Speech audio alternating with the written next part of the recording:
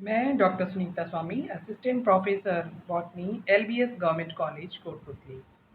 आज का हमारा टॉपिक है transcription termination in eukaryotes. Transcription termination का मीनिंग क्या है? ट्रांसक्रिप्शन प्रोसेस के अंदर तब तक आरएनए का फॉर्मेशन होता रहेगा डीएनए टेम्पलेट से, जब तक कि जो आरएनए पॉलीमरेज है टर्मिनेशन सीक्वेंस तक नहीं पहुंच जाता है, या टर्मिनेशन जो साइट है वहां तक नहीं पहुंच जाता है। तो इसलिए जो ट्रांसक्रिप्शन साइट है, जैसे जो डीएनए डबल हेलिक्स है या फिर जो प्रमोटर है, उसके अंदर कुछ अपस्ट्रीम डायरेक्शन के अंदर सीक्वेंसेज है और कुछ डाउनस्ट्रीम डायरेक्शन के अंदर क्या है, सीक्वेंसेज है। जैसे जहाँ पर ट्रांसक्रिप्शन स्टार्ट हुआ था उसे स्टार्ट साइट नाम दे दिया जाता है, जो कि अपस्ट्रीम की ओर स्थित होती है, जिसे -35 से लेकर के माइनस जो है 10 नाम दे दिया गया है। और इससे कुछ अपस्ट्रीम डायरेक्शन की ओर जो है टर्मिनेशन सीक्वेंस जो है उपस्थित रहती है। और जो आरएनए पॉलीमरेज है, जैसे ही टर्मिनेशन सीक्वेंस तक पहुंचता है, तो यहाँ पर ये जो ट्रांसक्रिप्शन टर्मिनेशन की प्रक्रिया है थोड़ी सी जटिल है, और यह कुछ आवश्यक क्लीवेज और पॉलीएडिनाइलेशन फैक्टर्स की सहायता से संपन्न होती है। इसके लिए क्या होता है कि जो न्यूली सिंथेसाइज्ड आरएनए है, उसके अंदर कुछ फैक्टर्स जो है, क्लीवेज फैक्टर्स जो है और पॉलीएडिनाइलेशन फैक्टर्स जो है वो ऐड होते हैं।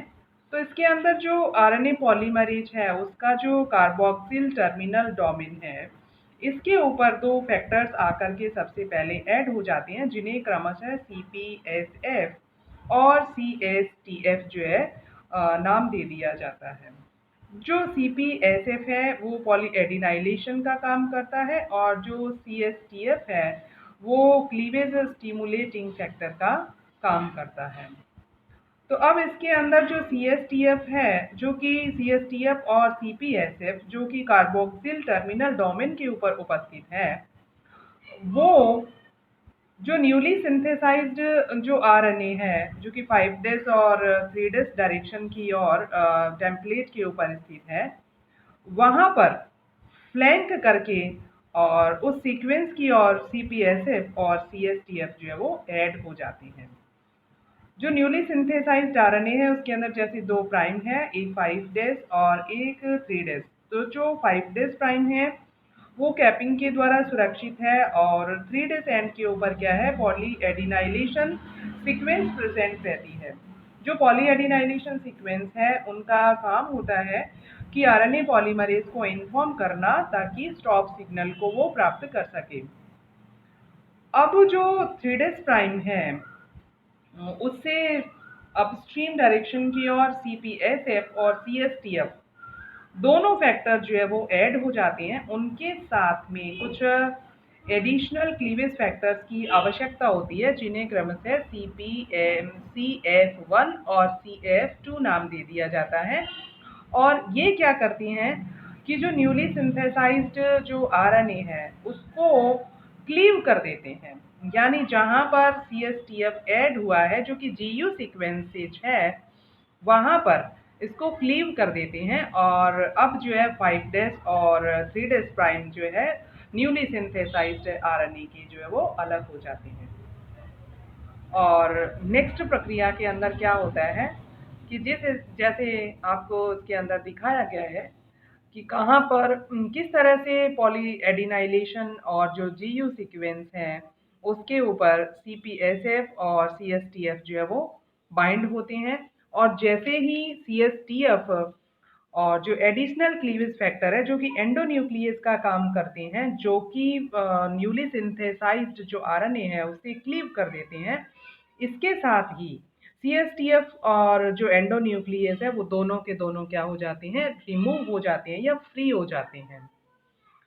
तो अब जो न्यूली सिंथेसाइज्ड जो आरएनए है उसके अंदर क्या होता है कि CPSF वैसा का वैसा ही बंधा हुआ है, लेकिन जो 3' एंड है उसके ऊपर दो तरह के जो प्रोटीन्स हैं उनकी नियुक्ति होती है। सबसे पहले तो एक पॉली ए पॉलीमरेज एंजाइम जो कि 3' एंड पर एडिनाइलेशन जो है वो कॉज करता है, यानी AAA सीक्वेंस जो है उसको कॉज करता है।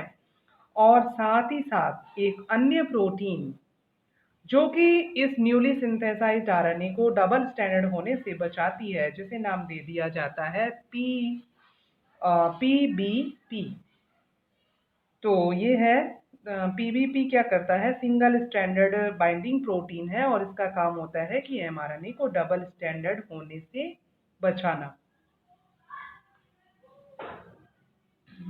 इसमें आपको ये दिखाया गया है कि किस तरह से CSTF और CPSF ये अलग हो गए और PAP पॉली पॉलीमरेज जो एंजाइम है इसकी एक खास विशेषता है कि ये बिना किसी टेम्पलेट की सहायता से एडिनाइलेशन को कॉज कर लेता है और इसे जो एडिनिन रेजिड्यू जोड़ने का कार्य है ये ATP की सहायता से किया जाता है।